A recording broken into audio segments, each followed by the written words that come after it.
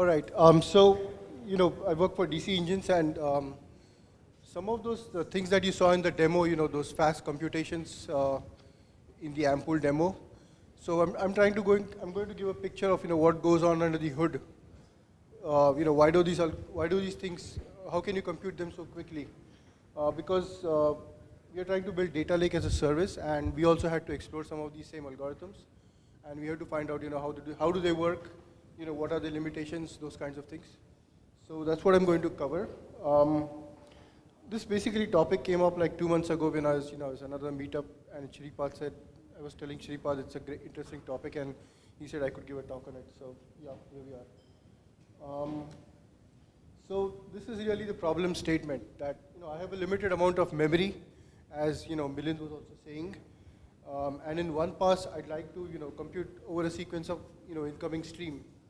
I want to find out what's the min. That's easy to do. You just keep one variable. Max is okay. Even for average, there is a formula for incremental computation of averages. And similarly, there is a formula for standard deviation. If I don't know if many of you know it, it's called Welford's formula. And the same for moving average. There are like a couple of formulas. There's Holt-Winters, exponential moving average. It can detect seasonal trends, level trends. So those are the kinds of things that you see when you're looking at Twitter and it publishes these trending analysis. And so the last 4 things which I have highlighted, those are the things that I'm going to cover. And hopefully this shouldn't take more than half an hour. So we'll have time for snacks. So cardinality, that means let's say I'm getting a stream of incoming items, and I want to know what are the number of distinct items in there. So maybe it's just the numbers 1 to 10, but they keep coming 1, 2, 3, again 1, 2, 3, 5, 7, 9. How do I figure out that there are only 10 real items? Because if I knew there were just 10 items, I could do some better compression, indexing, those kinds of things. Similarly, there's a problem known as heavy hitters. Heavy hitters is basically, the academic jargon for what we can call finding the most frequent items in a set. The third problem is order statistics, which is basically, let's say I get a sequence of, I'll cover it later, but finding the rank of an item. And the fourth is histograms. So let's say this is your space-time axis. So these are like all the algorithms that you have learned over the years and in your school. Most of them use some B-tree index or some hash table, or you have to sort the numbers perfectly, and you have to do all those kinds of things, and maybe you have to do a depth first search on a graph. So those are the normal algorithms that we discuss.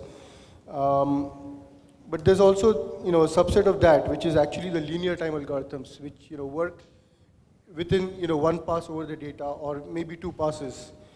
And within that, there is another subset, because there are space constraints if you're going to do a streaming algorithm, and that's what we're going to focus on.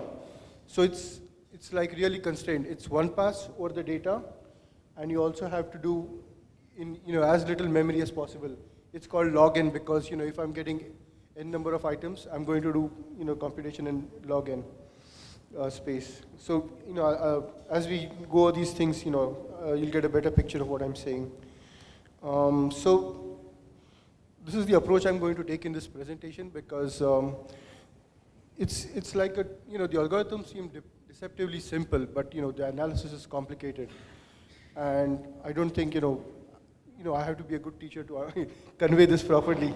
So I was a little reticent about it, but I'll try to present simplified algorithms. I'll try to give pictures so you get the general idea. If you want to research this further, there are blogs you can look at and study this further. So there's like a whole body of research behind this, 20, 30 years about sampling techniques, what to do if time series algorithms, the example I mentioned about Twitter trending. And there's also this issue of distributed setting. So, if I run the same algorithm on 2 different machines, how do I combine the results? That's like a real problem for, all these big data people, because they're running like thousands of machines, they're running the same algorithm there, and now they have to combine the results. So I'm not going to cover that right now. If there's sufficient interest, we can go into that later. So let's look at the first thing, which is cardinality. How do I find the number of distinct items in a stream within one pass? So this is like an exercise you can do on your laptop. When you go home, or you know I in my case I use the murmur hash, and what I did was I just took the numbers 1 to 100. I took that murmur hash and I printed the bit pattern. So in this bit pattern, what I want you to do is, look for the number 1 followed by the number of zeros. How many times do you see out of the total, this kind of bit pattern? 1 followed by 2 zeros, 1 followed by 3 zeros, 1 followed by 4 zeros. So if you do this exercise, so that, that's like the simplest code that you could write. If you did this exercise, you would find that the number of hashes ending in 0, so either it ends in 0 or 1. So if they end in 0, they're roughly half of the number of, out of 1,000, it's like 530. Now if you tried the same with, the bit patterns ending in 1, 0, they're like half of the previous value, and that's how it goes. And eventually what happens is, at this point, it's all going to be all zeros. There's not going to be any numbers after, there's not going to be any values after that. So this is something that these, people who invented this algorithm observed. They observed this bit pattern. And based on that, they created this algorithm. And the reason this actually works is because my data set had about 1,000 items. So the log of 1,000 is roughly approximately 10, okay? And that's why, after that, I cannot see 10 zeros after the 1. That's the intuition behind it. And that's why this works. So based on this, in 1985, somebody created an algorithm. It's called the Flageolet-Martin sketch algorithm. So what they do is, for each item, they take, the rightmost bit in the hash, and they have a common bitmap. Into that bitmap, they set that index. So if you keep running this over a loop, eventually what's going to happen is your bitmap is going to look something like this. At the end, there's going to be a sequence of ones. On the left side, there's going to be a sequence of zeros, and in between, there's going to be some, stragglers, 1, 0, 1, 0 pattern. So what they found out was that n can be estimated as 2 raised to the rightmost 0 bitmap in the bitmap. So that's that, the red thing.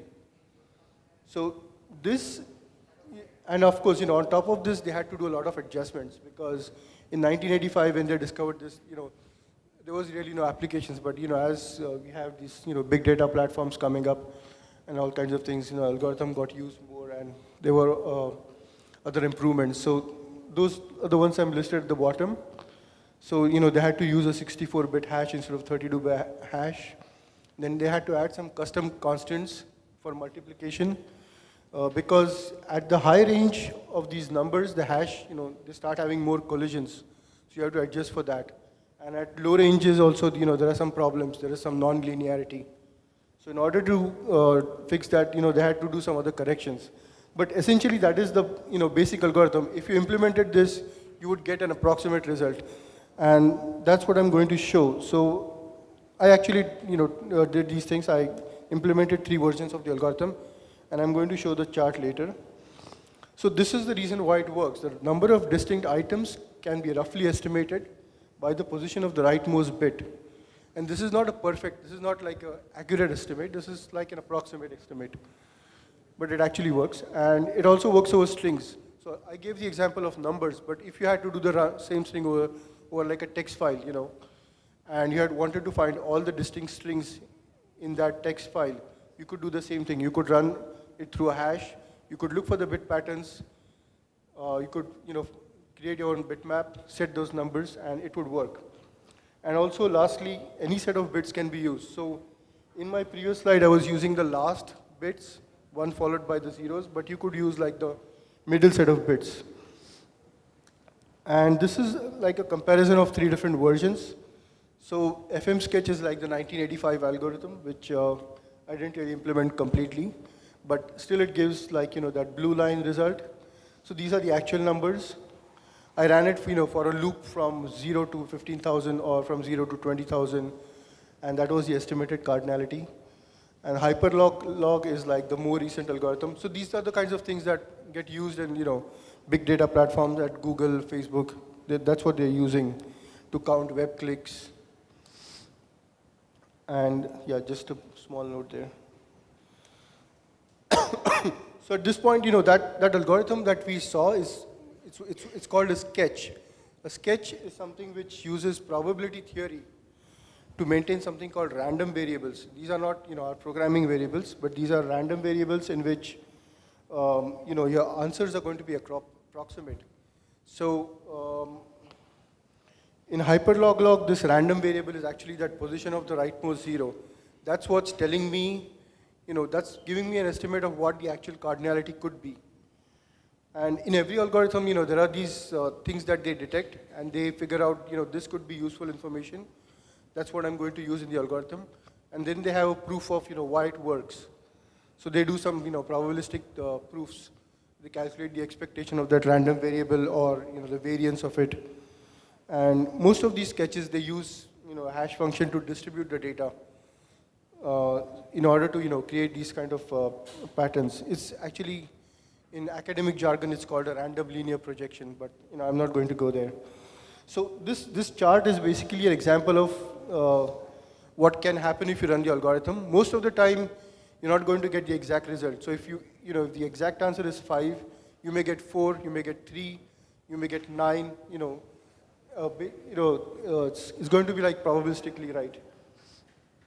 And so that's one algorithm, and I'm going to cover like a few more. There are other types of sketches. So this is for the heavy hitters problem that I mentioned earlier. So find the items in a sequence which occur most frequently. So let's see, there'll be 2 algorithms. So even in this case, there are multiple algorithms, and I can't really cover all of them. So the heavy hitters algorithm basically, on the x-axis you have the items that in your set, and on the y-axis there are the counts of each item. So what this algorithm tries to do is it tries to cut off the histogram at some point, so that it takes up less memory. So I'm only going to store the first 10 items, but that's complicated because in order to do that I need to know sort of ahead of time what the other items are. But that's impossible because I'm doing it only one pass. So what can I do? So this is the trick they came up with. What they did is that at step 4, what they see is that if the map size goes beyond a threshold, so let's say the map size goes beyond 10 items or something here, they go through the map and they decrement the count of each of those items. And if one of those counts goes to 0, they just delete that item. And they were able to prove probabilistically that this actually works. And eventually you only get a set of 10 items. But the estimates for each item could be wrong. They are much less because you've decremented the count. So you're not getting the exact count. So the actual item frequency could be 100, but at the end of the algorithm, you're not going to get the value 100. You would get something like maybe 5 or something. But still, it tells you that these are the top 10 items. So that's another of these algorithms. And so if you look to the actual paper, it also has a second pass to adjust the counts. And this algorithm is actually implemented in Apache Spark. So that's the function in which they've implemented this algorithm. You can go and take a look at it. And there's another algorithm which is quite popular. If you just Google for it, you'll find plenty of explanations. So I sort of didn't want to go over it because there's plenty of people who've done a pretty good job explaining it. But for the sake of completeness, I've included it here. In this case, what happens is that you have this array of counts that you keep, and the counts for all the items get mixed up in this array. So let's say you get a typical value, and on the x-axis you have a bunch of hash functions, let's say 10 of them, and on the y-axis you have the range for each hash function. So when you get the value, you hash it through each of those hashes, and it gives you a slot number. You go to that slot, you increment the count. Now what's going to happen is some other value might also come. It's also going to go through the same process, but it might increment some other slots. So eventually what's going to happen is all these counts get mixed up. So you don't really know which one, what was the count. But still the algorithm works because What it does is it tries to extract the minimum value out of all these slots for a particular item. And the reason that works is because uh, it assumes that the item which has occurred most frequently would have updated the most counts, and that's why at least one slot would have sort of the accurate value. It wouldn't be zero or something.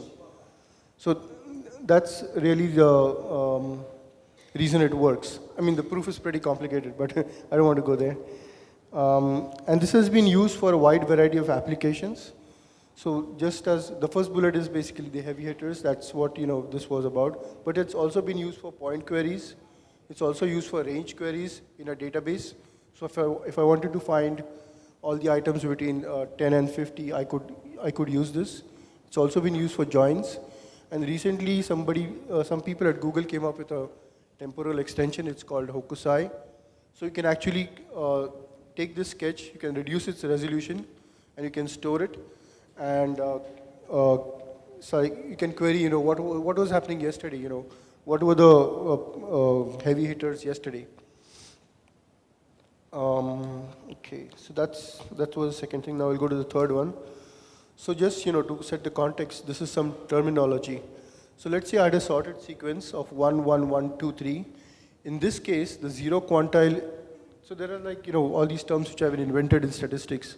The zero quantile actually means the minimum, which is in this case is the first item 1.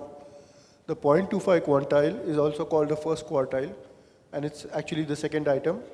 The third item is the median, that's also 1, and the fourth is 2, and the fifth is 3, that's the maximum item. So in like a whole sequence, let's say I got this sequence in an unsorted fashion. This is sorted, but let's say I were to get this in an unsorted fashion. How would I find out what's the median? That's the problem that we're trying to solve here. And I don't know if you know this, but there is actually an offline algorithm. Does anybody know what it is? Okay, it's called the quick select algorithm, which is effectively a truncated quicksort. And the way it works is that you just run quicksort over like a small subset of the items. So if that was my original set, I would only sort part of the items, and I would keep reducing the number of items I'm sorting, and eventually I would get to the third item. But that's the offline algorithm. For that, I need to know all the elements ahead of time, which is not possible in a one-pass algorithm. So what's a one-pass algorithm? And that's something that a couple of people, there's Muthukrishnan and somebody else who came up with. It's called frugal streaming. And the way it works, it's pretty deceptively simple, as I said. For each item in the stream, I say if it's greater than the median estimate, I increment the median estimate, else I decrement it. And this seems to work. So this is the example from their paper. It works in the sense it's an approximate answer. It's not the accurate answer. So let's say I got the stream items 4, 2, 1, 5, 5, 3, whatever. Then the true median of the sequence until that point would be, the numbers in that second row. But the estimate which is given by this algorithm is actually eventually drifting to that number. So at this point, it gets the actual number. But before that, it's inaccurate. So that's what they found, that if the items are sort of randomly distributed, then this works.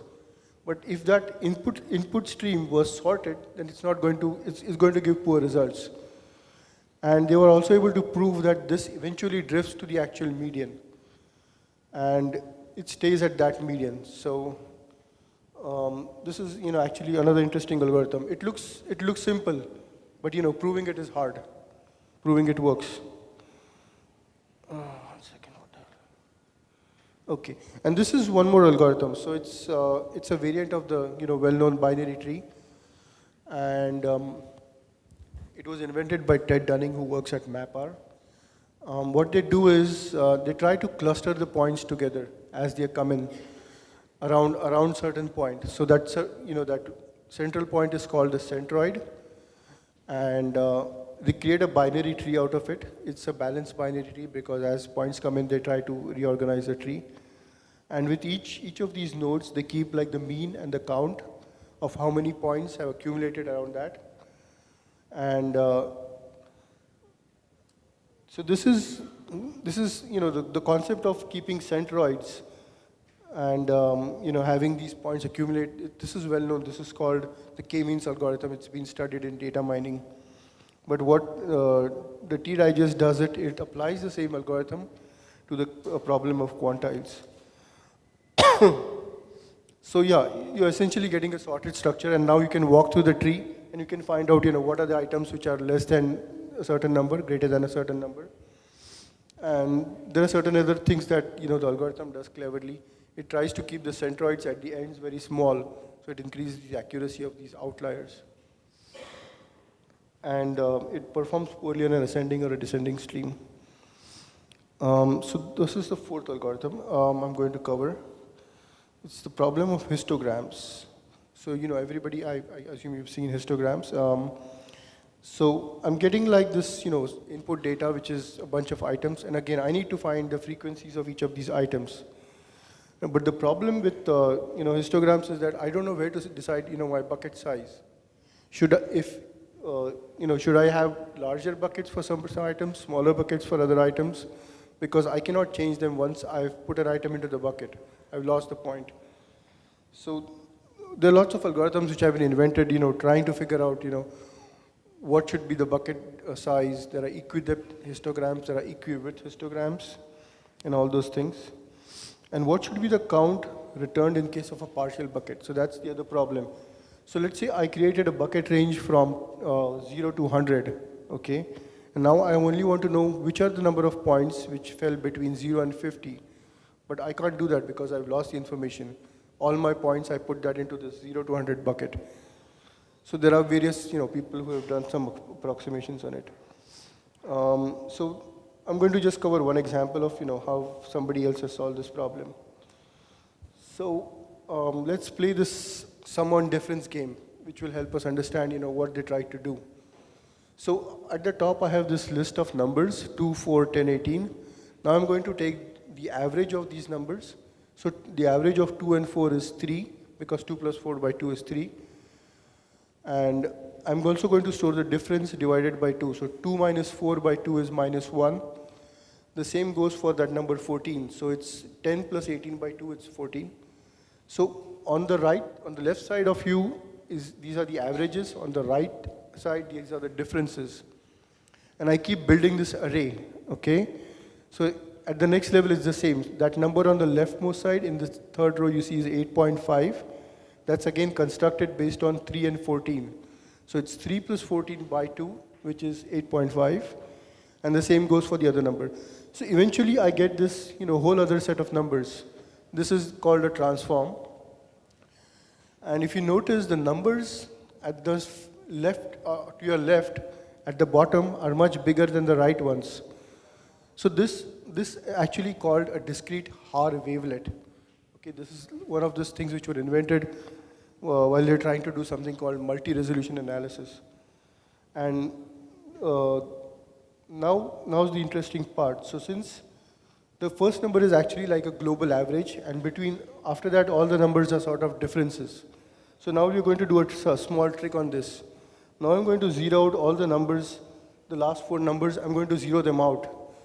And I'm still going to be able to recover the top row, sort of, an approximation, not a complete one. So let's say I zeroed out these numbers, okay? Now the only place these numbers occur is at the top.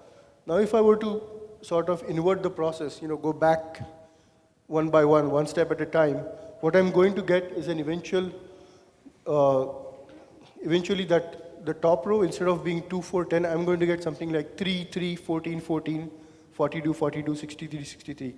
But this is still a good enough approximation. So I have like deleted half the numbers. I've only taken half the numbers, and I've tried to rebuild the whole thing, and I've gotten a pretty good set, a pretty good approximation. So the top row is the numbers I originally had. The bottom row is the numbers I got back after deleting some coefficients.